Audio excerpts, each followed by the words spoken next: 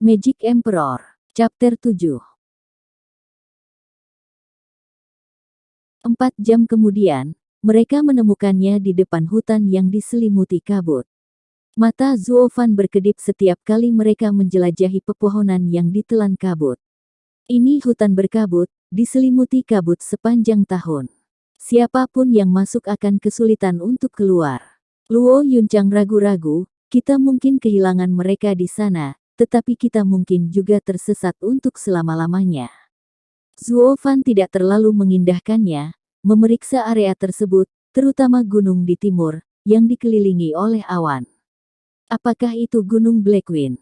Luo Yunchang mengangguk, ayahku berkata bahwa penguasa Gunung Blackwing Mountain memiliki kekuatan besar, tidak kurang dari miliknya.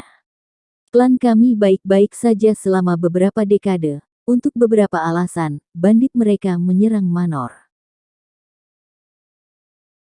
Hehehe, tempat yang bagus. Zuo Fan mengusap dagunya, menunjukkan kekaguman yang tulus. Naga biru di timur, macan putih di barat, burung vermilion di selatan, kura-kura hitam di utara, dan tanduk kilin di tengah, mematahkan langit.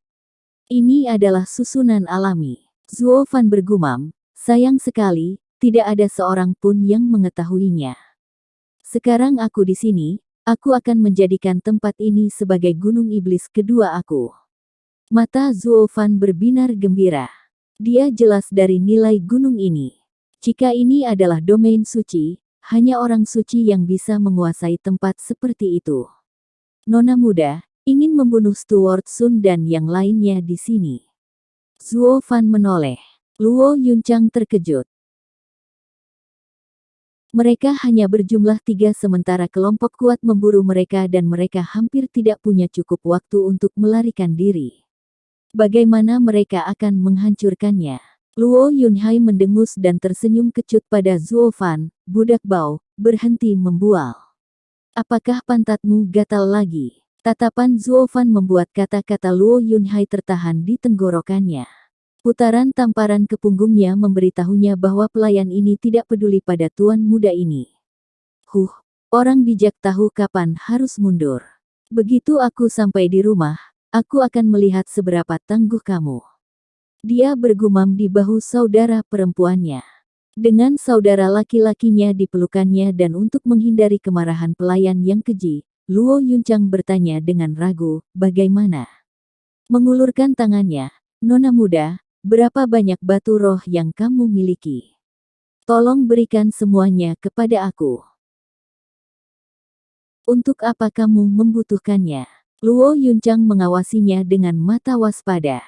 Hahaha, Nona muda salah paham, aku tidak mencoba mengambil keuntungan dari klan yang ditolak dan berubah menjadi pelayan jahat yang merampoknya. Semua tindakanku demi keselamatanmu. Masih menganggap dirimu sebagai pelayan yang setia. Dari caraku melihatnya, tidak ada pelayan keji di luar sana yang bisa menandingimu. Luo Yunchang menggosok pantat kakaknya yang menyedihkan, saat dia memikirkan itu, tapi masih memberinya cincinnya, ini semua milikku, kekayaan.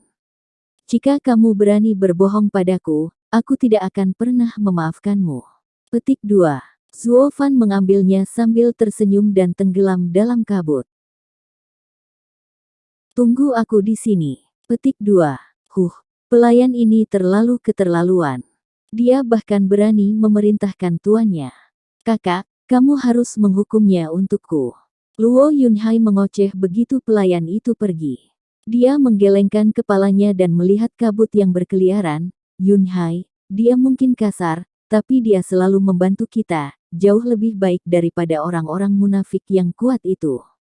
Kita tidak bisa membalas kebaikan dengan permusuhan. Petik 2. Luo Yunhai berpikir sejenak lalu mengangguk, ya, itu semua salah Steward Sun. Luo Yunchang senang dan memujinya, Yunhai, kamu sudah besar.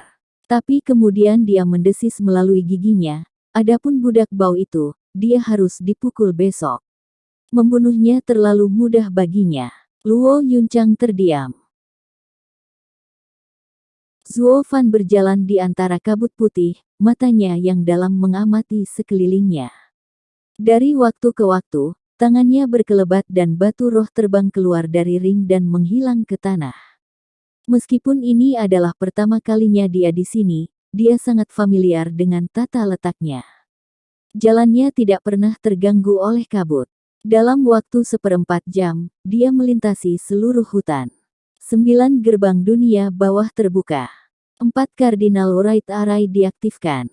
Tangannya membuat tanda dengan kecepatan kilat, sementara dia mengucapkan mantra dari catatan rahasia 9 keheningan.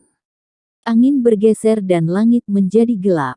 Dengan ratapan, bayangan abu-abu jatuh dari langit dan bersembunyi di hutan berkabut. Kabut memerah, lalu menghitam, warna yang sama dengan langit. Pekik terus-menerus keluar.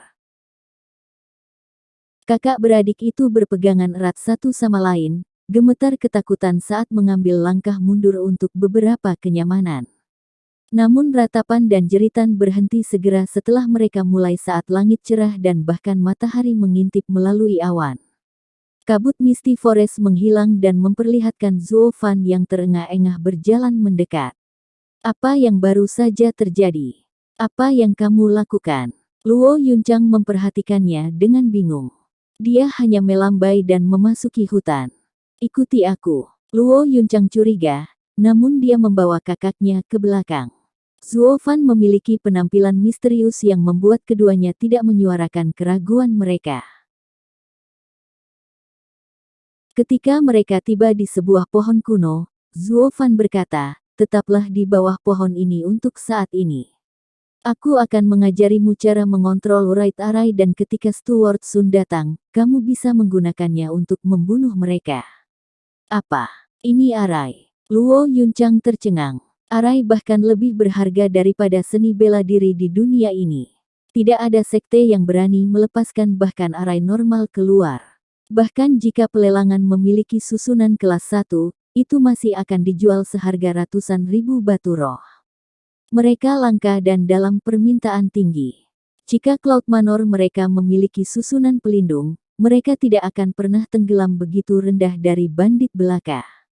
Namun, pada saat ini, hanya sebuah pelayan dengan santai mengatur Array. Tidak mungkin prestasi ini akan membuat nona muda itu terkejut konyol.